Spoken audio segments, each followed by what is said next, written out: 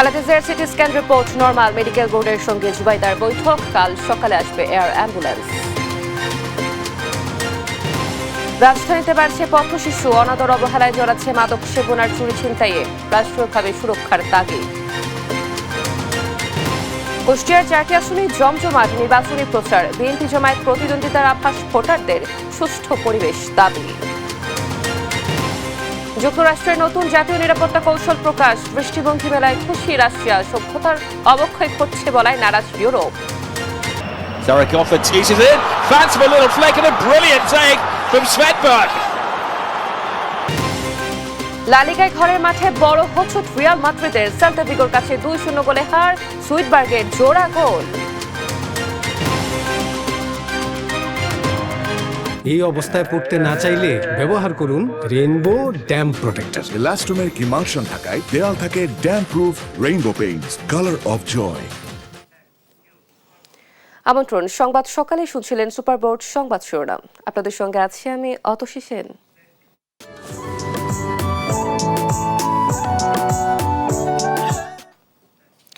এবারে পুরো খবর। রাজধানীর এভার কেয়ার হাসপাতালে বিএনপি চেয়ারপারসন খালেদা জিয়ার সিটি স্ক্যান করা হয়েছে। রিপোর্ট নরমাল বলে জানিয়েছে মেডিকেল বোর্ড। রোববারও চিকিৎসকদের সঙ্গে বৈঠক করেন বিএনপির ভারপ্রাপ্ত চেয়ারম্যান তারেক রহমানের স্ত্রী ডাক্তার জুবাইদা রহমান।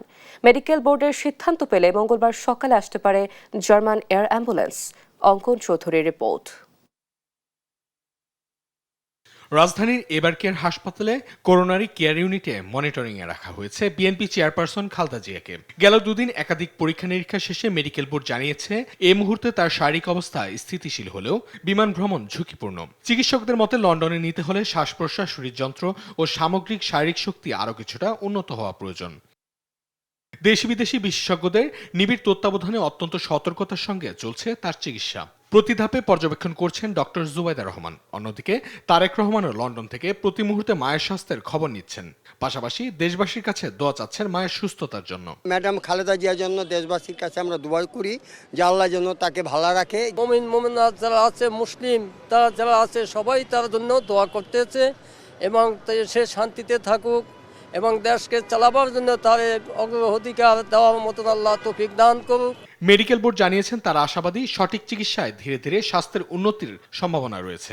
তবে বোর্ডের সিগন্যাল পেলেই বিদেশে নেয়ার প্রস্তুতি শুরু হবে বলে জানান সংশ্লিষ্টরা।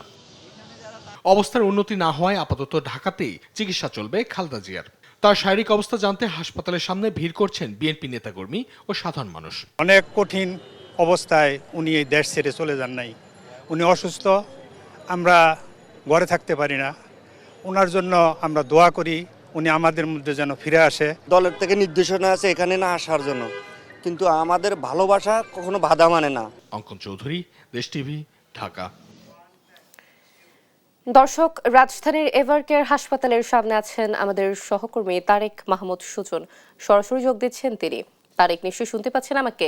খালেদা জিয়ার শারীরিক অবস্থা নিয়ে নতুন কি তথ্য আছে আপনার কাছে এবং এয়ার অ্যাম্বুলেন্স আসার বিষয়ে কি জানতে পেরেছেন আমাদেরকে জানাবেন। অতসী, যেমনটি জানেন খালেদা জিয়ার গতকাল রাত কিন্তু সিরিয়াস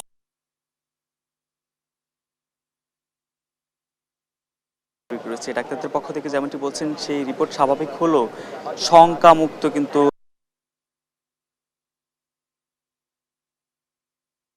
কষ্টসহ কয়েকটি যে ডায়াবেটিস সহ তার যে নানা জটিলতা, সেই জটিলতা এয়ার অ্যাম্বুলেন্সের কথা যেমনটি বলছেন, এয়ার অ্যাম্বুলেন্স বাংলাদেশ বেসামরিক বিমান চলাচল থেকে জার্মান ভিত্তিক যে এয়ার অ্যাম্বুলেন্সটি, সেটি কিন্তু আগামীকাল সকাল 8টার দিকে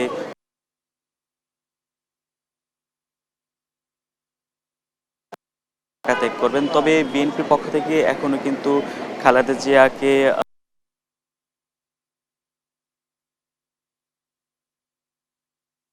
শনিবার কিন্তু সর্বশেষ আনুষ্ঠানিক ব্রিফিংয়ে খালেদা জিয়ার ব্যক্তিগত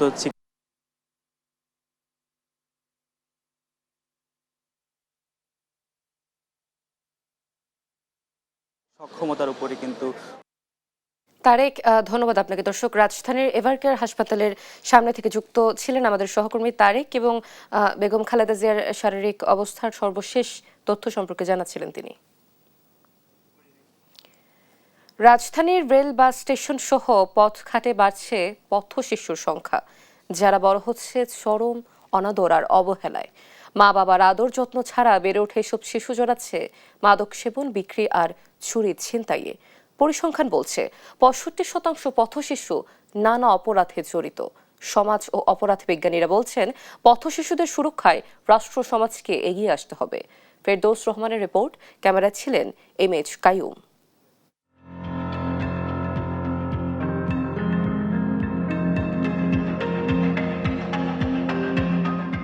আজকের শিশু সুন্দর আগামীর স্বপ্ন, এমনই আগামীর স্বপ্ন হতে পারত এইসব শিশুরা। কত স্বপ্ন বুনে রেখেছিল বড় হয়ে দেশ ও সমাজ বিনির্মাণ করবে, কিন্তু পরিবার পরিজন থেকে দূরে থাকা এসব পথ শিশুদের মাঝে মাদক যেন বাসা বেঁধেছে, জীবনকে করে দিয়েছে ভিন্ন রকম। রাজধানীর বিভিন্ন ফুটপাতে, রেল স্টেশন থেকে শুরু করে নানা জায়গায় দেখা মেলে এসব পথ শিশুদের। এদের অধিকাংশই মাদকাসক্ত, নানা অপরাধেও জড়াচ্ছেন এসব ঠাঁইহীন পথ শিশুরা। মাদক গ্রহণের পাশাপাশি বিক্রির সঙ্গে জড়িয়ে পড়া পথ শিশুর সংখ্যা প্রায় 44%-এরও বেশি। ছিনতাইয়ের মতো অপরাধেও জড়িত প্রায় 21% পথ শিশু। সংখ্যা বৃদ্ধির পাশাপাশি পথ শিশুদের মধ্যে মাদক গ্রহণের প্রবণতা বাড়ছে। পরিবার থেকে বিতাড়িত কিংবা বাবা মায়ের বিচ্ছেদকেই মাদক সেবনের কারণ হিসেবে বলছেন তারা। সারাদিন খাই, একটু খাই আর রাইখে দেয়। মা নাই, বাবা আছে, মানে বাইরে করে দিছে ঘরেতে, দেখতে পারেন আরেকটা বিয়া করছে। উত্তরণের পথ হিসেবে তারা একটু আশ্রয় ও ঠাঁই চান। একই সঙ্গে কর্মক্ষেত্র তৈরি করতে পারলে তারা এইসব অন্যায় অপরাধ থেকে ছুটে আসতে পারবে বলেও জানান। সরকারের কাছে মানে একটা ভালো ব্যবসা চাই, জানি নিজে ব্যবসা করে জীবন যেমন চালাইতে পারি। কম্বল, টাকা পয়সা, যদি 3 বেলা খাইতে পারি। সংশ্লিষ্টরা বলছেন পথ শিশুদের পারিবারিক শৃঙ্খলা, শাসন ও আদর না থাকায় তারা মাদকে জড়িয়ে পড়ছে। মাদক সেবনের পাশাপাশি কন্যা শিশুরা যৌন হয়রানির শিকার। একাডেমিক পারপাস, সেটা হোক বিভিন্ন সোশ্যাল ওয়েলফেয়ার বেসড অ্যাক্টিভিটিস অথবা যে কোনো ভলান্টারি অ্যাক্টিভিটিসের সাথে যদি আপনাদেরকে ইনভলভ করাতে পারি, তাহলে এটা কিন্তু খুব ভালো একটা কাজ দিবে। অপরাধ বিশেষজ্ঞরা বলছেন পথ শিশুর সঠিক সংখ্যা নির্ধারণ করে সংশ্লিষ্ট মন্ত্রণালয়গুলোকে কার্যকর উদ্যোগ নিতে হবে। পাশাপাশি তাদের সুরক্ষায় সমাজের সবাইকে এগিয়ে আসতে হবে। এই অবস্থা থেকে তাকে বের করে নিয়ে আসা বা তার পুনর্বাসন যোগ্য নাগরিক হিসাবে তাকে প্রতিষ্ঠিত করার জন্য যে ধরনের ব্যবস্থাগুলো রাষ্ট্রীয় পর্যায় থেকে বা বেসরকারি পর্যায় থেকে প্রয়োজন, সেই যথাযথ ব্যবস্থা নেই। পথের ধারে থাকা পথ শিশুদের আপন ঠিকানা খুঁজে পেতে গুরুত্বপূর্ণ ভূমিকা রাখতে হবে সমাজও রাষ্ট্রকেই। এই শহরে কেউ থাকেন দালান কোঠার শানশৌকতে, আর কেউ থাকেন পথঘাটে। ঠাঁইহীন এই শিশুদের দেখার কেউ নেই তাদের কোনো পুনর্বাসনেরও দায়। ফেরদৌস রহমান, দেশ টিভি, ঢাকা। সম্প্রতি ঘটে যাওয়া ভূমিকম্পের প্রভাবে সাভারের হ্যাভেন টাওয়ার নামে 8তলা ভবনের নিচ থেকে ওপর পর্যন্ত বিভিন্ন স্থানে ফাটল তৈরি হয়েছে। এ নিয়ে আরো জানাতে যুক্ত হচ্ছেন সহকর্মী দেওয়ান ইমন। ইমন, ভবনটির ফাটলের সবশেষ পরিস্থিতি কি, বিস্তারিত জানাবেন?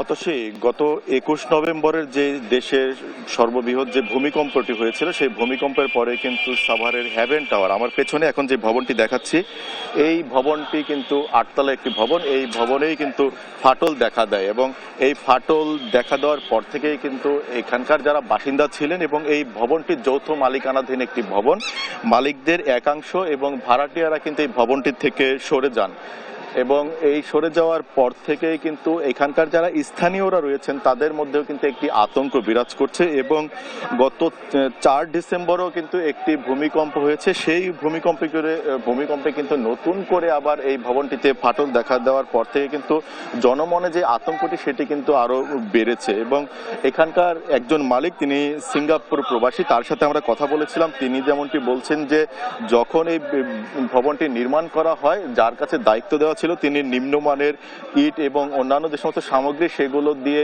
এই ভবনটি নির্মাণ করার কারণে ভবনটির এখনকার যে দশা সেটিতে কিন্তু পরিণত হয়েছে এবং এই ভবনটি কিন্তু বেশি দিন যাবৎ নির্মাণও করা হয়নি, কয়েক বছর যাবৎ এই ভবনটি নির্মাণ করা হয়েছে এবং এই ভবনের যেই জায়গাটি সেই জায়গাটিও খুব স্বল্প জায়গার মধ্যে 8 তলা একটি ভবন করা হয়েছে এবং এই ভবনটির অনুমতি নেওয়া হয়েছে রাজউক থেকে, এমনটি কিন্তু এই ভবন মালিকরা আমাদেরকে জানিয়েছেন। তবে আমরা রাজউকের সাথে কথা বলেছিলাম, রাজউক যেটি বলছে যে এই ধরনের ঘটনা ঘটলে রাজউক সেখানে পরিদর্শন করে সেটি যদি অতিমাত্রায় ঝুঁকিপূর্ণ হয় তাহলে এই ভবনটিকে তারা সিলগালা করে দিবেন, আর যদি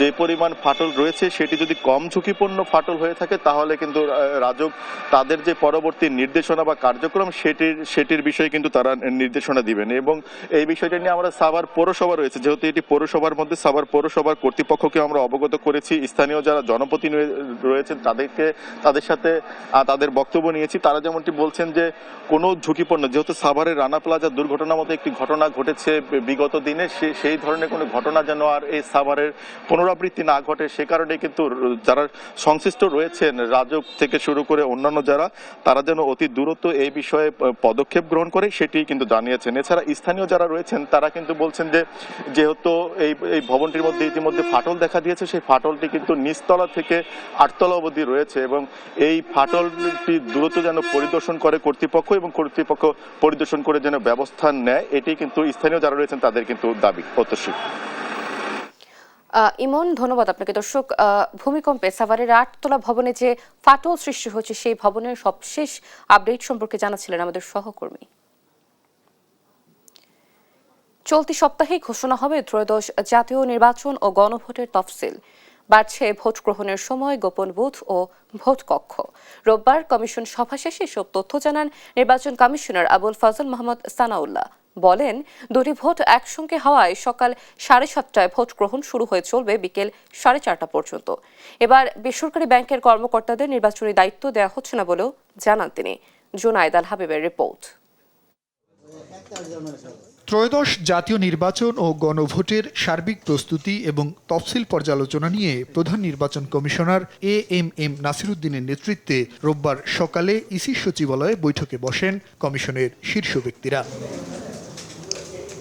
প্রায় 4 ঘন্টার বৈঠক শেষে নির্বাচন কমিশনার ব্রিগেডিয়ার জেনারেল অবসরপ্রাপ্ত আবুল ফজল মোহাম্মদ সানাউল্লাহ জানান, চলতি সপ্তাহেই ঘোষণা হবে ত্রয়োদশ জাতীয় নির্বাচনের তফসিল। আর এই লক্ষ্যে সিইসির ভাষণ রেকর্ডের জন্য সোমবার বাংলাদেশ টেলিভিশন ও বেতারকে চিঠি পাঠাবে কমিশন। এছাড়া জাতীয় নির্বাচন ও গণভোট একসাথে হওয়ায় ভোট গ্রহণের সময়, গোপন বুথ ও ভোট কক্ষের সংখ্যা বাড়ছে বলে জানান তিনি। এই সপ্তাহের মধ্যেই কোনো এক সময় আমরা তফসিল ঘোষণা করব। প্রধান নির্বাচন কমিশনারের বক্তব্য রেকর্ড করার জন্য বাংলাদেশ বেতার এবং বাংলাদেশ টেলিভিশনের কাছে আগামীকালকে পত্র প্রেরণ করা হবে। যে সকল কক্ষে স্থান সংকুলন হবে সে সকল কক্ষে একাধিক আপনার মার্কিং প্লেস অর্থাৎ সিক্রেট বুথ, যেখানে ভোটার ছাপ দেন সেই সিক্রেট বুথ স্থাপন করা হবে। যেখানে সিক্রেট বুথ আর বাড়ানোর জায়গা নাই সেখানে প্রয়োজনে একটা আলাদা বুথই করতে হবে। আমরা ভোটের সময় 1 ঘন্টা বাড়ানোর সিদ্ধান্ত নিয়েছি। তফসিল ঘোষণার পর থেকেই আচরণবিধির প্রয়োগ নিশ্চিতে প্রতিটি উপজেলায় 2 জন করে নির্বাহী ম্যাজিস্ট্রেট দায়িত্ব পালন করবে বলে জানান ইসি সানাউল্লাহ। বলেন, তফসিল ঘোষণার 48 ঘন্টার মধ্যে সরিয়ে নিতে হবে ব্যানার, ফেস্টুন সহ অবৈধ সব প্রচার সামগ্রী। তফসিল ঘোষণার পরের দিন থেকেই প্রত্যেক উপজেলা বা থানায় 2 জন করে ম্যাজিস্ট্রেট কাজ করবেন। এই সংখ্যাটা শেষ 5 দিনে এটা বেড়ে যাবে। প্রচার সামগ্রী অপসারণের ব্যাপারে আমরা যেদিন তফসিল ঘোষণা করব সাথে সাথে 48 ঘন্টা সময় দিয়ে সব ধরনের প্রচারণা যেগুলো রাজনৈতিক দলগুলো ইতোমধ্যে করেছেন এবং ঝুলিয়েছেন এগুলো সরাতে হবে এবং এগুলো না সরালে যথাযথ ব্যবস্থা গ্রহণ করা হবে। এদিকে নির্বাচনে প্রিজাইডিং ও সহকারী প্রিজাইডিং কর্মকর্তা, সরকারি, আধা সরকারি, স্বায়ত্তশাসিত প্রতিষ্ঠান ও সরকারি ব্যাংকের কর্মকর্তারা দায়িত্ব পালন করবেন। তবে নির্বাচনের দায়িত্ব থেকে আপাতত বাদ রাখা হয়েছে বেসরকারি ব্যাংক কর্মকর্তাদের। বেসরকারি যে ব্যাংকগুলো আছে সেগুলো আপাতত বিবেচনায় নিচ্ছি না, তারা রিজার্ভে থাকবে, একান্ত প্রয়োজন না হলে তাদেরকে নেওয়া হবে না। আমরা সিদ্ধান্ত নিয়েছি নির্বাচন সামগ্রী আগের মতো আগের রাতেই সকল কেন্দ্রে পৌঁছে যাবে। ব্যালট পেপার সহ। মঙ্গলবার থেকে প্রবাসীদের কাছে পাঠানো শুরু হবে পোস্টাল ব্যালট। আর নির্বাচনের দিন সাধারণ ছুটি থাকলেও ব্যাংক ও পোস্ট অফিস খোলা থাকবে বলে জানান ইসি সানাউল্লাহ। ব্যাংক এবং পোস্ট অফিস খোলা রাখার ব্যাপারে সিদ্ধান্ত হয়েছে। জুনায়েদ আল হাবিব, দেশ টিভি, ঢাকা। আগামী সংসদ নির্বাচন ও গণভোটের প্রস্তুতি সম্পর্কে প্রধান উপদেষ্টা ডক্টর মোহাম্মদ ইউনূসকে অবহিত করেছেন প্রধান নির্বাচন কমিশনার এএমএম নাসির উদ্দিন। রোববার সন্ধ্যায় সিএসির নেতৃত্বে নির্বাচন কমিশনার রাষ্ট্রীয় অতিথি ভবন যমুনায় প্রধান উপদেষ্টার সঙ্গে সাক্ষাৎ করে নির্বাচন আয়োজনের অগ্রগতি জানান। সিএসি বলেন, নির্বাচন আয়োজনের ক্ষেত্রে সব ধরনের প্রস্তুতি সঠিক ও সুন্দরভাবে এগোচ্ছে। ফেব্রুয়ারির প্রথমার্ধে জাতীয় নির্বাচন ও একই দিনে গণভোট আয়োজনে কমিশন সম্পূর্ণ প্রস্তুত।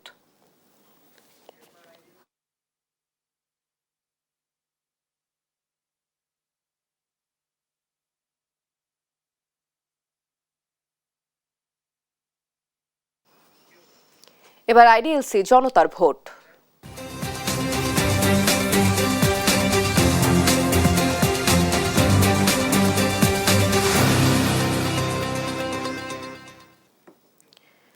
কুষ্টিয়ার 4টি সংসদীয় আসনে জমে উঠেছে নির্বাচনী প্রচারণা। সম্ভাব্য প্রার্থীরা মন জয় করতে ছুটছেন ভোটারদের দ্বারে, করছেন মোটর সাইকেল শোভাযাত্রা সহ মিটিং মিছিল। বিএনপির ঘাঁটি হিসেবে পরিচিত এই জেলার 4টি আসনেই এনসিপি, গণ অধিকার পরিষদ ও ইসলামী আন্দোলনের প্রার্থী থাকলেও মূল প্রতিদ্বন্দ্বিতা হবে বিএনপি ও জামায়াতের মধ্যে, এমনটাই বলছেন স্থানীয়রা। কুষ্টিয়া থেকে নাহিদ হাসান তেতাসের রিপোর্ট। চায়ের দোকান থেকে হাট বাজার সর্বত্রই বইছে নির্বাচনী হাওয়া। ১৬০৯ বর্গ কিলোমিটার আয়তনের লালন ও রবীন্দ্রনাথের তীর্থভূমি কুষ্টিয়া জেলার 4টি সংসদীয় আসনে মোট ভোটার ১৬,৭৪,৯১৪ জন। স্বাধীনতার পর থেকে কুষ্টিয়ার 4টি আসনেই পালাক্রমে আওয়ামী লীগ, বিএনপি, জাতীয় পার্টি ও জামাতের প্রতিনিধিত্ব ছিল। ১৯৯১, ৯৬ ও ২০০১ সাল পর্যন্ত পরপর 3টি নির্বাচনে আসন 4টি ছিল বিএনপির দখলে। ২০০৮ সাল থেকে চলে যায় পতিত আওয়ামী লীগের দখলে।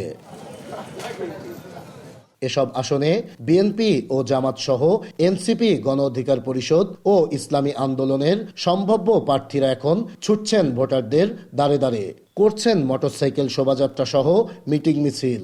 বিএনপির ঘাঁটি হিসেবে পরিচিত 4টি আসনেই তাদের মূল প্রতিদ্বন্দ্বিতা হবে জামাতের সঙ্গে। আশা করি যে আমরা বিপুল ভোটে বিজয়ী হব। আমরা যদি নির্বাচিত হতে পারি, আমরা ইতিমধ্যে বলেছি যে শিক্ষা, স্বাস্থ্য, কর্মসংস্থান, অবকাঠামো এই সমস্ত খাতে আমরা কাজ করব। যতদূর আসলাম প্রত্যেকেই প্রায় বাড়ি থেকে বের হয়ে আমাদের সালামের জবাব দিয়েছে। নির্বাচনে ইনশাল্লাহ দাঁড়িপাল্লা বিপুল ভোটে বিজয় হবে। কৃষক, শ্রমিক, রিকশাওয়ালা, গরিব মানুষ সবাইকে সাথে নিয়ে যাতে আমি পুনরায় জিততে পারি সামনের নির্বাচন। মানুষ যদি ভোট দিতে পারে, আমি বিশ্বাস করি মিরপুর ভেড়ামারা আসনে বিজয় সুনিশ্চিত ইনশাল্লাহ। ইসলামকে প্রাধান্য দিয়ে ইসলামের দেশ, ইসলামের দিন প্রতিষ্ঠার জন্য কাজ করব। এদেশের নির্যাতিত, নিপীড়িত মানুষের সঙ্গে সর্বক্ষণের জন্য আমরা আছি এবং থাকব। সুষ্ঠু ও শান্তিপূর্ণ ভোট চান কুষ্টিয়ার ভোটাররা, যেন নিজের পছন্দের সৎ ও যোগ্য প্রার্থীকে ভোট দিতে পারেন। আমরা সুষ্ঠু নির্বাচন চাই, আমরা কোনো মারামারি চাই না। নির্বাচন হবে অবাধ, সুষ্ঠু ও নিরপেক্ষ, জনগণের অংশগ্রহণমূলক। যে প্রতিনিধি কোনো ধরনের সহিংসতা করবে না, সমাজের সবাইকে সমানভাবে দেখবে, এমন একটা প্রতিনিধি এবারে নির্বাচনে চাই। অবিলম্বে যেন একটা সুন্দর, একটা সুষ্ঠু নির্বাচন কিন্তু আমাদের জনগণের চাওয়া। নির্বাচন সুষ্ঠু ও শান্তিপূর্ণ করতে রাজনৈতিক দলগুলোর দায়িত্বশীল আচরণ প্রত্যাশা করেন সচেতন নাগরিকরা। সরকারের সদিচ্ছা যদি থাকে এবং অন্যান্য রাজনৈতিক দলগুলো তারা যদি স্বতঃস্ফূর্তভাবে নির্বাচনে অংশগ্রহণ করে, শুধু প্রশাসনের উপর নির্ভর করলে হবে না, জনগণেরও দায়িত্ব আছে এখানে। ভোটের আগের প্রতিশ্রুতি ভোটের পর রক্ষা করবেন প্রার্থীরা, এমনটাই প্রত্যাশা সবার। নাহিদ হাসান তিতাস, দেশ টিভি, কুষ্টিয়া। দেখছেন সংবাদ সকাল।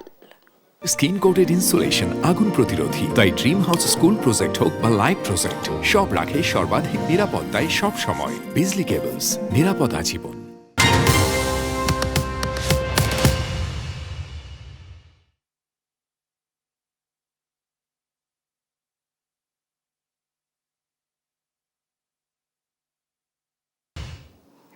দেখছেন সংবাদ সকাল। চলতি মাসের প্রথম 6 দিনে দেশে এসেছে 63 কোটি 24 লাখ মার্কিন ডলার রেমিটেন্স। এই হিসাবে প্রতিদিন গড়ে দেশে এসেছে 10 কোটি 54 লাখ ডলার রেমিটেন্স। রোববার বাংলাদেশ ব্যাংকের হালনাগাদ প্রতিবেদনে তথ্য জানা গেছে। এতে বলা হয়, চলতি ডিসেম্বরের প্রথম 6 দিনে দেশে রেমিটেন্স এসেছে 63 কোটি 23 লাখ 80 হাজার ডলার। এর মধ্যে রাষ্ট্রীয় মালিকানাধীন ব্যাংকগুলোর মাধ্যমে এসেছে 8 কোটি 58 লাখ 80 হাজার ডলার। এছাড়া বিশেষায়িত ব্যাংকগুলোর মাধ্যমে 8 কোটি 17 লাখ ডলার, বেসরকারি ব্যাংকের মাধ্যমে 46 কোটি 30 লাখ 10 হাজার ডলার ও বিদেশি ব্যাংকগুলোর মাধ্যমে এসেছে 17 লাখ 90 হাজার ডলার। এর আগে নভেম্বরে এসেছে চলতি অর্থবছরের সর্বোচ্চ 288 কোটি 95 লাখ 20 হাজার ডলার রেমিটেন্স।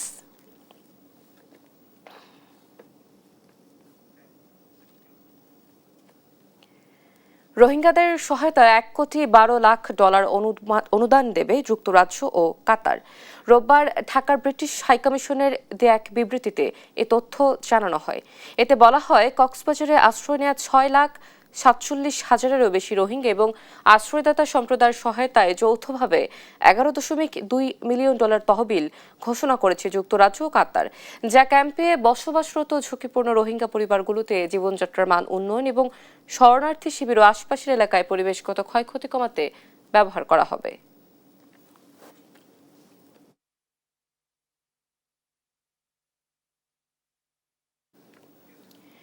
দীর্ঘ 3 মাস পর চাঁপাইনবাবগঞ্জের সোনা মসজিদ স্থলবন্দর ও দিনাজপুরের হিলি স্থলবন্দর দিয়ে ভারত থেকে পেঁয়াজ আমদানি শুরু হয়েছে। রোববার সন্ধ্যায় 2টি ট্রাক ভর্তি পেঁয়াজ সোনা মসজিদ স্থলবন্দরে প্রবেশ করে। পেঁয়াজ আমদানি করেছে গৌড় ইন্টারন্যাশনাল ও ওয়েলকাম ইন্টারন্যাশনাল নামে 2টি প্রতিষ্ঠান। আর দিনাজপুরের হিলি স্থলবন্দর দিয়ে 3টি পেঁয়াজবাহী ট্রাক বাংলাদেশে আসে। ভারতের নাসিক অঞ্চলের পেঁয়াজ আমদানি করেছে রনি এন্টারপ্রাইজ। দাম নিয়ন্ত্রণে রাখতে প্রতিদিন 1,500 টন পেঁয়াজ আমদানির অনুমতি দিয়েছে সরকার। এতে প্রভাব পড়তে শুরু করেছে দেশের খুচরা বাজারে। পেঁয়াজের দাম কেজিতে কমেছে 20 থেকে 30 টাকা।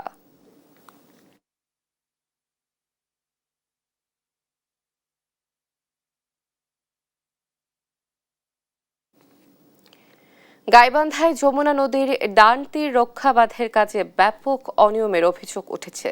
সিসি ব্লক নির্মাণে ব্যবহার করা হচ্ছে নিম্নমানের সামগ্রী। এছাড়াও নদী থেকে উত্তোলন করা বালু দিয়েও ভর্তি করা হচ্ছে জিও ব্যাগ। প্রায় 3 বছর আগে 798 কোটি টাকার প্রকল্পের আওতায় এ কাজ শুরু হলেও তেমন অগ্রগতি নেই। এ নিয়ে ক্ষোভ জানান স্থানীয় বাসিন্দারা। সহকর্মী SM ময়নুল হুদার তথ্যছবিতে জানাচ্ছেন সুপ্রিয়া তৃষা। পানি উন্নয়ন বোর্ডের যোগসাজশে যেনতেনভাবে চলছে সিসি ব্লক ও জিও ব্যাগ ভরানোর কাজ। 1.6 mm বালুর পরিবর্তে যমুনা নদী থেকে উত্তোলন করা নিম্নমানের বালু দিয়ে তৈরি করা হচ্ছে ব্লক। এছাড়াও ধুলো ও ময়লাযুক্ত মাটি বালু দিয়ে ভরাট করা হচ্ছে জিও ব্যাগ। বাঁধ নির্মাণ কাজ চললেও কোথাও নেই কাজ সম্পর্কিত কোনো সাইনবোর্ড। কাজের স্পটেও থাকছেন না এসও এবং ওয়ার্ক অ্যাসিস্ট্যান্ট, যার ফলে পানি উন্নয়ন বোর্ডের কর্মকর্তাদের যোগসাজশে ঠিকাদারি প্রতিষ্ঠান কাজ করছে তাদের ইচ্ছে মতো। প্রকল্প এলাকায় সাংবাদিক দেখে তড়িঘড়ি করে ফেলছেন জিও ব্যাগ। নদীর বালু ইয়ের থেকে এখান থেকে তোলা হয়, এটা দক্ষিণ অঞ্চলে বোটে তুললে এখানে জড়ো করা হয়। পাঁচটা দিয়েছে, উনি বলতে দিয়ে তো আমার সামনে পাঁচটা মারছে, হাতে প্রথম চালু করছি না, হাতে ওটাই পাঁচটা মেরে দিচ্ছে। এই সাইড থেকে এই পর্যন্ত প্রায় গুলোতে আমি বালু তুলে দিই, বোটটা আমি ভাড়া খাটাই, ঠিক আছে। এখন সেখানে যদি আমি এডে হই তাহলে তারা আমার উপরে মন ক্ষুণ্ণ হবে, আমার কাছ থেকেও ব্যবসাটা আমার সঙ্গে উঠে যাবে। নিম্নমানের সামগ্রী দিয়ে সিসি ব্লক তৈরি করায় ক্ষোভ জানান স্থানীয়রা। এটা যে কোন পয়েন্টে কিভাবে কাজ হবে, কি ধরনের কাজ হবে, কোন ঠিকাদারের মাধ্যমে কাজ হবে, এটা যে একটা নির্দিষ্ট একটা সাইনবোর্ড প্রতিটা পয়েন্টে লাগানোর কথা, আমরা আদৌ সেটা দেখতে পাইনি। কত টাকার বড় আমরা জানি না, কাজ কতদিন যে শেষ হবে এটা আমরা জানি না। দেখুক কত টাকা কাজ হচ্ছে, কত বস্তা পড়ছে, ওরা খালি 40,000 বস্তা পড়বে। দেখেন যে এটা করে তাহলে ধরবেন আপনারা, আর জনগণের কবেন যে ধরে। নিম্নমানের ইটের খোয়া ও ব্লক বসানোর সময় রাখা হয়েছে ফাঁক, যা দিয়ে বৃষ্টির পানি ঢুকে ব্লক সরে ভেঙে যাওয়ার সম্ভাবনা রয়েছে। এছাড়াও সিসি ব্লক তৈরির সময় পানি উন্নয়ন বোর্ডের দায়িত্বপ্রাপ্ত কোনো কর্মকর্তা উপস্থিত থাকেন না। বিষয়টি নিয়ে গাইবান্ধা পানি উন্নয়ন বোর্ড সহ প্রকল্পের দায়িত্বে থাকা কর্মকর্তাদের সঙ্গে বারবার যোগাযোগ করা হলেও তাদের বক্তব্য পাওয়া যায়নি। টেকসই নদী রক্ষা বাঁধ নির্মাণে অনিয়ম দুর্নীতির বিরুদ্ধে ব্যবস্থা দেখতে চান এলাকাবাসী। সুপ্রিয়া তৃষা, নিউজ ডেস্ক, দেশ টিভি। দেখছেন সংবাদ সকাল।